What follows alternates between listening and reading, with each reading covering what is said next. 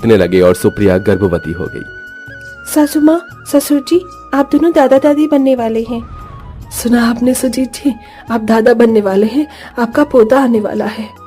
मंजुवती के मुंह से बेटे की बात सुनकर सुजीत उखड़ कर बोले, क्यों भाग्यवान, बेटा ही क्यों, बेटी हो जाएगी तो क्या बिगड़ जाएगा।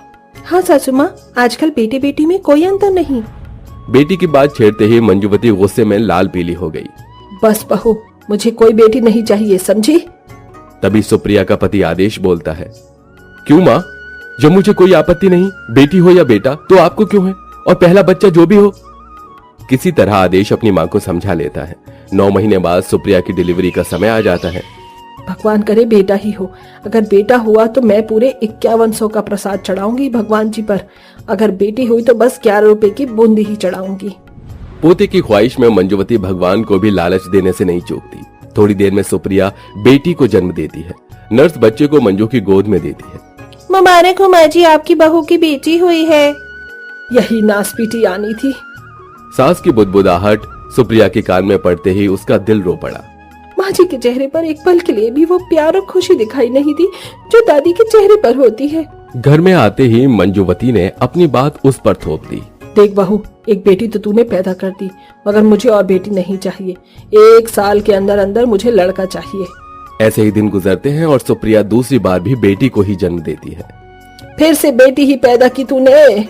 माँ जी, मेरे अंदर बेटा है या बेटी, ये मेरे हाथ में थोड़ी है। मैं सिर्फ जन्म दे सकती हूँ। मेरे बेटे का तो बोझ बढ़ा दिया तूने, नास मरी। मेरा बेटा तुम माँ बेटियों का खर्चा चलाएगा या दहेज बचाएगा।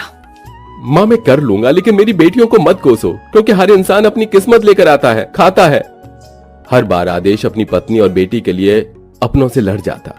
आदेश कमाने के लिए घर से दूर रहने लगता है। 5 साल गुजर जाते हैं। इस बीच वो अपनी तीसरी बेटी को जन्म देती है।